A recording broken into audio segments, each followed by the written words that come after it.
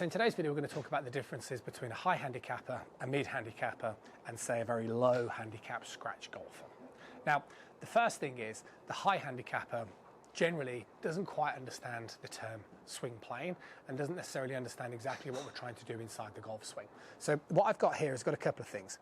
I've got an alignment stick on the ground, so if you imagine I was swinging towards the range here, and I've got another alignment stick tilted about the angle of my 7-iron, and this is known as our incline plane.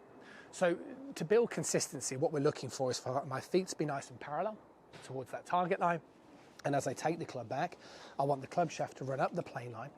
In the backswing, it will run parallel to it.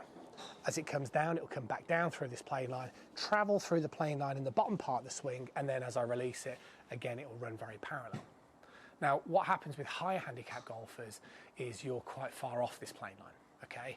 You'll either be very far above the plane line this way, or you'll be very far beneath the plane line this way. And the problem is when you start swinging a long way either side, your club face will become affected. So if you're somebody who starts to swing very far above the plane line, your club face will start to open, and then what will start to happen is your alignment will go as well. And all of a sudden, if you're aiming, say, a long way left, okay, to allow for an open club face, there are going to be chances where that sort of works, okay, but there are also going to be many more times where that doesn't massively work. And the problem is, you see, is not only, as I'm sure you can imagine, will that make hitting straight shots theoretically impossible, or even shots with minimal curvature impossible, it also has a massive effect on the bottom part of the swing. And what mid-handicap golfers seem to do a lot better than high-handicap golfers is their contact is more consistent. And their club path is more consistent. So if we sort of understand swing plane, the next thing that we really want to understand is club path and low point. Club path, let's just keep it simple and say it's the measurement between my feet. So if I drew a couple of lines here in between my feet, if that club can sort of travel relative to my target line in that stage, then that's fine. So what I mean is if it swings slightly across the target line or slightly inside the target line, that doesn't necessarily matter too much, as long as we're swinging somewhere neutral. We want to avoid, like I just explained with the high handicap, excessively one way or another.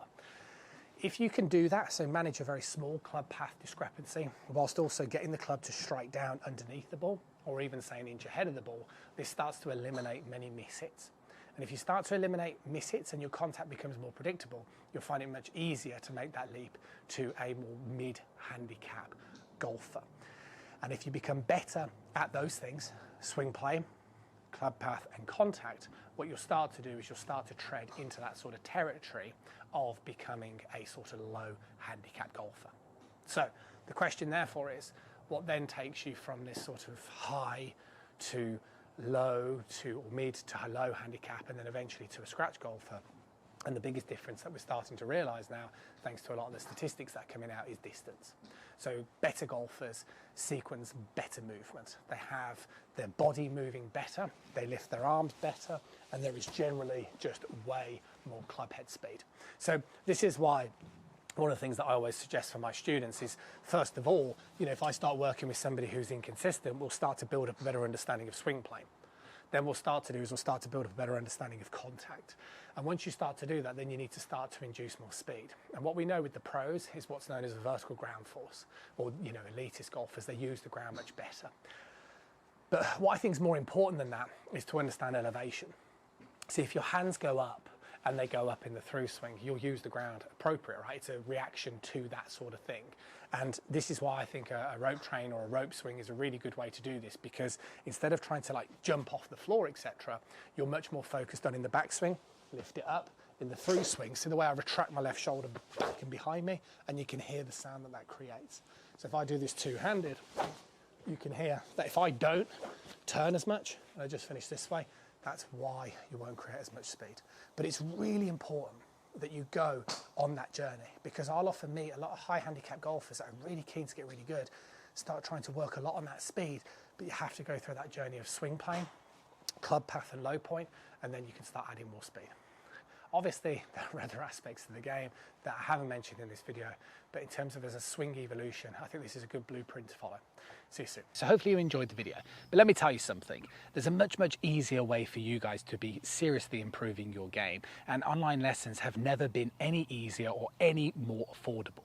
If you head over to the website, you'll see examples of different programs that I offer, but I promise you, you'll be absolutely amazed at a couple of things. One, how easy it is nowadays to participate in online lessons. I work with students that send me videos from the course, that send me videos from the range, that send me videos from home.